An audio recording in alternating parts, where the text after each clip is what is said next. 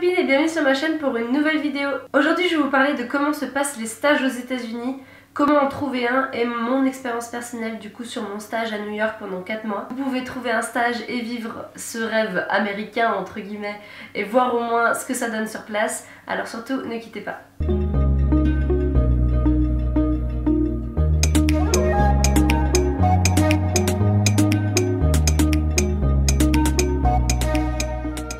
Savoir, c'est que les Américains en général font des stages en même temps que leurs études, donc ça va modeler un peu la manière dont ils font leurs stages, parce qu'en général donc ils vont avoir un emploi du temps de 20 à 25 heures par semaine au niveau de leurs cours, et du coup ils vont avoir du temps à côté pour pouvoir soit travailler, soit faire un stage pour gagner de l'expérience et pouvoir le marquer dans leur CV. Donc c'est pour ça que les stages aux États-Unis sont en général à mi-temps. On peut en trouver à plein temps, mais il va y avoir une grande majorité des stages qui vont être à mi-temps, parce que du coup les Américains le font en même temps que leurs études, et c'est aussi pour ça que la plupart des stages ne sont pas payés. Donc ça change déjà bien de l'Europe, même si déjà on est complètement sous-payé en Europe, je crois que c'est à 430 par mois ou un truc comme ça en France. Au moins on est payé un petit peu. Aux États-Unis il y a la grande majorité des stages qui ne sont pas payés. Il y en a aussi qui le sont heureusement, mais en général ça va être dans les grosses boîtes. Si vous cherchez dans des petites boîtes, des startups et tout ça, c'est vrai qu'en général ça sera pas payé. Du coup moi j'ai fait un stage à New York dans une start-up justement, donc comme je l'ai dit c'était pas payé. Heureusement que j'avais des sous de côté pour pouvoir vivre à côté, parce que clairement sinon vivre à New York sans un stage payé c'est très compliqué. Mais trouver un stage payé à New York c'est aussi compliqué, c'est pas impossible, j'ai des amis qui l'ont fait, donc rassurez-vous c'est quand même pas impossible, mais c'est sûr que c'est quand même plus compliqué, surtout si on veut être en start-up comme j'ai dit. J'avais déjà fait un stage du coup à Genève, moi en Suisse, mais ça peut être plutôt similaire quand même à la France comparé aux États-Unis. Donc moi la grosse différence que j'ai vue avec mon stage à New York, c'est qu'ils considèrent les stagiaires plus comme des observateurs que vraiment comme des acteurs. Par exemple on m'a même pas créé d'adresse email, on m'a même pas créé de compte à proprement parler. J'étais plus là en fait pour aider sur plein de petites tâches et pour aider sur tout ce dont ils avaient besoin, plutôt que vraiment avoir une tâche dédiée un peu comme un emploi, mais moins payé et avec peut-être un peu moins d'heures à faire.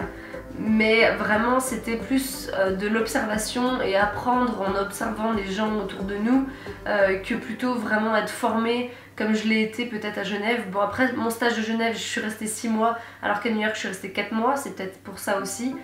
Mais encore un autre exemple, c'est que par exemple on nous a pas donné d'ordinateur, donc ça c'est aussi le fait que ce soit une start-up, mais tous les commerciaux et tout ça avaient des ordinateurs fournis et les stagiaires n'en avaient pas. On était vraiment juste là, on arrivait avec nos affaires, on se posait avec notre ordi, ils nous disaient ben du coup aujourd'hui il faut aider avec ça, ça, ça et ça, et on aidait différentes personnes et tout ça, mais c'était pas aussi bien structuré en tout cas que ça l'est en Suisse, et je suis sûre que ça l'est en France aussi parce que j'ai quand même des copines et des copains qui ont fait des stages en France. Donc moi le problème avec ça c'est que du coup j'ai un peu eu le stage dans le style le diable s'habille en Prada, c'est à dire que du coup j'avais un peu regardé dans l'industrie fashion et tout ça, en fait j'avais envie de tester pour voir si c'est quelque chose qui me plairait ou pas. Clairement je pense pas en tout cas que ça me plaira, donc c'est pour ça que je me suis éloignée de ça aussi. C'était beaucoup des petites tâches très chiantes et pas du tout dans ce que moi j'étudiais, dans le marketing et tout ça. Non c'était plus aller porter des colis à l'autre bout de New York quand il fait -16, plutôt du style à faire des tâches un peu répétitives dans des logiciels, rentrer les fringues, les références, les machins, tout ça, ou même jusqu'à porter les cintres dans les photoshoots avec les mannequins et tout ça, donc leur prendre leurs vêtements, les remettre sur le cintre. Donc voilà, c'était pas que du positif, mais comme toute expérience c'est très bon à apprendre et ça m'a quand même appris plein de choses. Mais rien qu'en observant les gens autour de nous et comment ça fonctionne du coup aux États-Unis comparé à l'Europe, c'est hyper intéressant. Donc c'est vrai qu'il y avait pas mal de clichés qui au final étaient plutôt vrais, avec surtout les commerciaux et tout ça. Dès qu'il y avait une grosse vente ou quelque chose comme ça, ils tapaient dans un gong ou je sais pas trop quoi là qui faisait un bruit de fou. Ils tenaient un tableau en fait avec les résultats de tous les commerciaux et tout ça pour les motiver ou les démotiver, chacun a sa vision des choses, pour être au top du tableau et être la personne qui a le plus vendu et tout ça. Et à chaque réunion, chaque mois, Du coup les personnes qui avaient le plus vendu, on les passait les unes après les autres et on applaudissait, on disait c'est bien, bravo et tout. Enfin du coup un peu les clichés quand même à l'américaine, mais c'était intéressant de voir que ces clichés étaient quand même vrais, de voir à quel point ils sont tous à fond, de voir à quel point ils mangent devant leur ordinateur, ils s'arrêtent jamais, qu'on pense que c'est positif ou négatif. Voilà, c'est super intéressant de le voir en vrai, de le vivre. Mais c'est vrai que du coup la mission, j'étais quand même très déçue, et surtout c'était qu'en fait la mission qui était annoncée de base, pour laquelle j'avais postulé, pour laquelle j'avais eu mon entretien et tout ça, ça s'est pas du tout révélé être la même que ma mission sur place. Gros désenchantement à ce niveau là. Avec le recul j'arrive à voir le positif, mais c'est vrai que sur le coup j'avais quand même bien les boules. Si vous pouvez contacter quelqu'un qui a déjà fait un stage dans l'entreprise où vous comptez postuler, tout ça, je pense que c'est vraiment hyper important et que ça vous aidera à ne pas porter des colis pendant toute la journée de tous les bouts de New York quand il fait moins 8000. Je pense qu'en fonction des villes, il y aura du coup des industries différentes, mais si c'est New York spécifiquement qui vous intéresse, les industries qu'il y a le plus, ça va être la technologie, donc les startups et tout ça, les banques, la finance, tout ce qui est fashion, mode et tout ce qui est justement agence de com, agence de pub. Ça va être le noyau principal, je dirais, des gens que j'ai croisés à New York et de l'impression que ça me laisse. Mais évidemment il y a plein d'autres choses. Ce qui vous intéresse sûrement aussi de savoir, c'est comment j'ai trouvé mon stage et comment les gens que je connais ont trouvé le leur. Alors moi ça a été assez simple, ça a été chercher sur internet et sur les sites qui proposent du coup des offres de stage d'entreprises diverses et variées. Il me semble que je l'ai trouvé sur Glassdoor, mais il y a aussi Indeed. Franchement il y en a plein. Là pour le coup c'était vraiment les sites les plus connus où on tape juste trouver un stage à New York sur Google et les premiers sites et tout ça. Donc moi ça a été par ça que j'ai trouvé. Je pense qu'il y a d'autres solutions. Faire jouer votre réseau si vous pouvez. Hésitez surtout pas à contacter les gens. Même si c'est juste un ami d'un ami qui a une relation, essayez vraiment de trouver des gens, parce qu'aux États-Unis ils fonctionnent aussi beaucoup par réseau.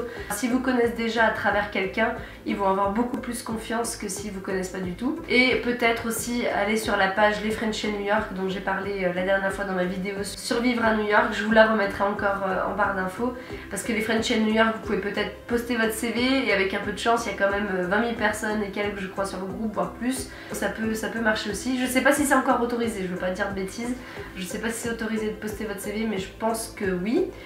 Sinon au moins contacter des gens qui sont dans le groupe, vous avez repéré qu'ils bossaient dans une certaine entreprise et tout ça, ça peut être pas mal en les trouvant peut-être sur LinkedIn ou en général tous les gens qui sont, les Français en tout cas qui sont allés à New York vont être sur les Frenchies à New York, je pense. Donc voilà, vous pouvez les contacter à travers le groupe et tout ça, ça peut être une bonne méthode. Une autre méthode c'est de repérer donc une entreprise où vous avez vraiment envie de travailler et essayer de trouver qui est le RH, qui est la personne en charge des recrutements, et essayer de trouver son adresse email à cette personne là. Donc pour trouver son adresse email, ça va être chercher les adresses email typiques de l'entreprise. En général ça va être nom.prénom ou prénom.nom ou la première lettre du prénom et point le nom. C'est trouver quelle est l'adresse email pour essayer de contacter directement la personne et lui envoyer son CV, parce que ça c'est la méthode vraiment la plus efficace je pense, parce que ça arrive directement dans la boîte de réception de la personne, et en plus vous avez fait l'effort de sortir un peu des conventions que postuler sur le site internet. Aussi les Américains évidemment ils vont toujours récompenser la créativité et récompenser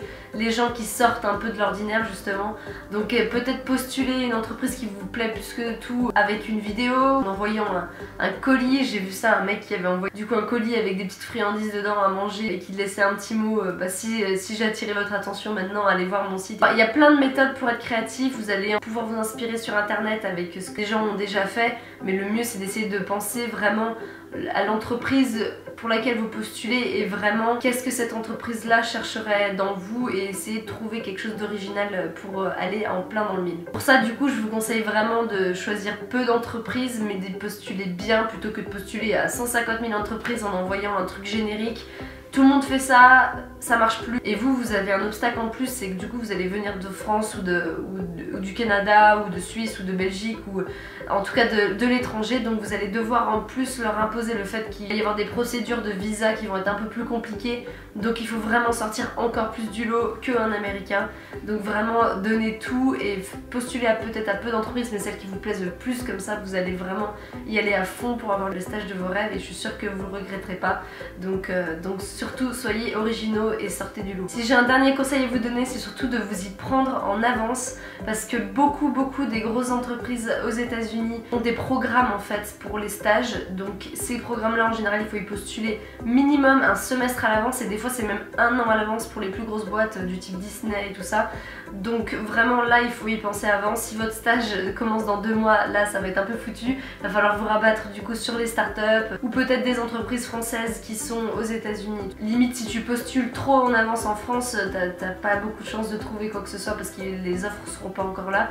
Aux États-Unis c'est le contraire, donc pensez à vous y prendre en avance si vous voulez des grosses boîtes. Sinon vous aurez peut-être un peu plus de flexibilité avec des plus petites entreprises. En tout cas j'espère vraiment que cette vidéo vous aura été utile et surtout si toi aussi t'es parti aux États-Unis pour faire un stage, surtout n'hésite pas à partager ton histoire en commentaire, je suis sûre que ça servira à plein de monde. Et si ce que je vous raconte vous intéresse, n'hésitez pas à vous abonner pour m'encourager et je vous retrouve très bientôt dans une prochaine vidéo. Ciao!